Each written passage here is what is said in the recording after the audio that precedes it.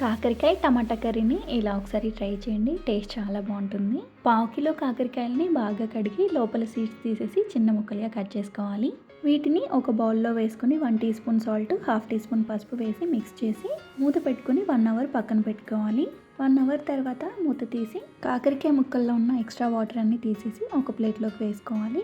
ఇలా చేయడం వలన కాకరకాయ ముక్కల్లో ఉన్న చేదు కొంచెం తగ్గుతుంది. స్టవ్ ఆన్ చేసి కడాయి పెట్టుకుని 4 టేబుల్ స్పూన్స్ ఆయిల్ వేసుకోవాలి. ఆయిల్ హీట్ అయిన తర్వాత హాఫ్ టీ స్పూన్ ఆవాలు, హాఫ్ టీ స్పూన్ జీలకర్ర వేసుకొని ఇవి కొంచెం ఫ్రై అయిన తర్వాత ఒక పెద్ద ఆనియన్ని చిన్నగా కట్ చేసుకొని వేసుకోవాలి. ఆనియన్స్ కొంచెం ఫ్రై అయిన తర్వాత 1 టీ స్పూన్ అల్లం వెల్లుల్లి పేస్ట్ వేసుకొని ఫ్రై చేసుకోవాలి. పోపు ఫ్రై అయిన తర్వాత కాకరకాయ ముక్కలు వేసుకొని 5-6 నిమిషాలు ఫ్రై చేసుకోవాలి. ఇప్పుడు 2 పెద్ద టమాటాలని చిన్నగా కట్ చేసుకొని వేసుకోవాలి. అలాగే పావు టీ స్పూన్ పసుపు, 2 టీ స్పూన్ల కారం, రుచికి తగినంత ఉప్పు, 1 టీ స్పూన్ ధనియాల పొడి వేసుకొని అంతా కలిసేలా బాగా కలుపుకొని మూత పెట్టుకొని ఫ్లేమ్ని సిమ్లో పెట్టి ఉడికించుకోవాలి. ఈ కర్రీలో వాటర్ అసలు వేయకూడదు. అలా అయితేనే కర్రీ టేస్ట్ బాగుంటుంది. మధ్య మధ్యలో మూత తీసి కలుపుతూ ఉడికించుకోవాలి, లేకపోతే అడుగు మాడిపోతుంది. కర్రీ ఇలా బాగా ఉడికిన తర్వాత ఒకసారి కలుపుకొని చివరిగా కొంచెం కొత్తిమీర వేసుకొని అంతా కలిసేలా కలుపుకొని స్టవ్ ఆఫ్ చేసుకోవాలి. అంతేనండి, టేస్టీగా కాకరకాయ టమాటా కర్రీ రెడీ. వేడి వేడి అన్నంలో ఈ కాకరకాయ టమాటా కర్రీ చాలా బాగుంటుంది. ఒకసారి తప్పకుండా ట్రై చేయండి.